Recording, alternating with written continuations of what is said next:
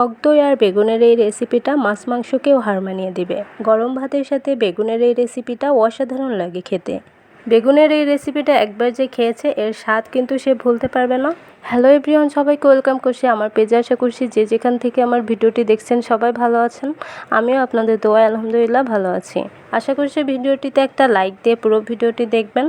চলুন তাহলে মূল রেসিপিটি শুরু করা যাক। তো এই রেসিপিটি তৈরি করার জন্য আমি এখানে 4টা বেগুন নিয়েছি, আর বেগুনগুলো আমি খুব সুন্দর করে ধুয়ে পরিষ্কার করে নিয়েছি। এখন আমি সব বেগুনগুলো একই সাইজের করে কেটে নিচ্ছি।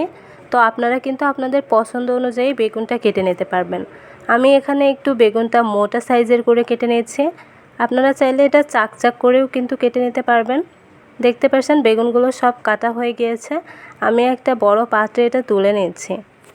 এখন আমি এর ভিতরে দিয়ে দিচ্ছি একটু লবণ আর হলুদ দিয়ে আমি খুব সুন্দর করে এটা ম্যারিনেশন করে নিচ্ছি।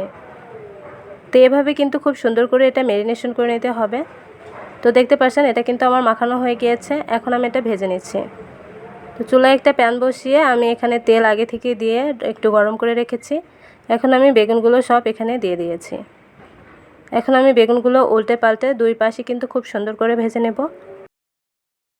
তো একইভাবে কিন্তু আমি বেগুনগুলো সব সুন্দর করে ভেজে নিয়েছি।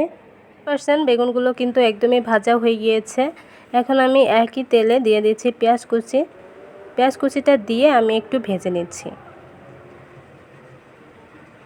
তো দেখতে পাচ্ছেন আমি এইভাবে করে ভেজে নিয়েছি। এখন আমি এর ভিতরে দিয়ে দিচ্ছি আদা আর রসুনের পেস্ট দিয়ে আমি সবগুলো আবারও একটু সময় ভেজে নিলাম। নিয়ে আমি এখানে সামান্য পরিমাণ পানি দিয়েছি যাতে মশলাটা পুড়ে না যায়। এখন আমি এর ভিতরে দিয়ে দিচ্ছি স্বাদ মতো লবণ, পরিমাণ মতো মরিচ গুঁড়া আর দিয়ে দিচ্ছি টক দই। এর ভিতরে আমি একটু ধনিয়া গুঁড়া আর জিরা গুঁড়া আর সরিষা বাটা অ্যাড করে রেখেছিলাম, সেগুলো মিশিয়ে এখন আমি এর সাথে অ্যাড করে দিলাম। এখন আমি এই মশলাটা খুব সুন্দর করে কষিয়ে নেব।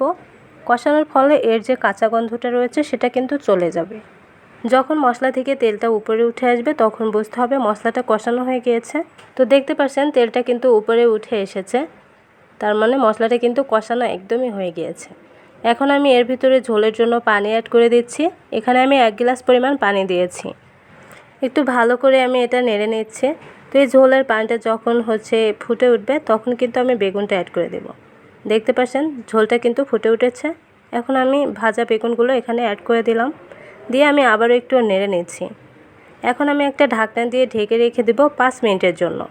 আর এই 5 মিনিটে কিন্তু রান্নাটা একদমই হয়ে যাবে। তো 5 মিনিট পরে আমি ঢাকনাটা তুলে নিয়েছি। দেখতে পাচ্ছেন ঝোলটা কিন্তু একদমই কমে এসেছে। তো রান্নাটি কিন্তু একদমই হয়ে গিয়েছে। এখন আমি চুলাটি অফ করে দিয়েছি। এখন আমি এটা একটা সার্ভিং ডিশে ঢেলে নিয়েছি। তো দেখতে পাচ্ছেন এর কালারটা কিন্তু মাশাআল্লাহ অনেক সুন্দর আসছে। টক দই বেগুনের এই রান্নাটা কিন্তু ভীষণ মজাদার। একবার হলেও কিন্তু আপনারা ট্রাই করবেন। আজকের ভিডিওটি ভালো লাগলে আমার পেজের সাথে থাকবেন এবং লাইক কমেন্ট শেয়ার করতে ভুলবেন না। আবারও দেখা হবে অন্য কোনো ভিডিওতে। সেই পর্যন্ত সবাই ভালো থাকবেন, সুস্থ থাকবেন। আল্লাহ হাফেজ।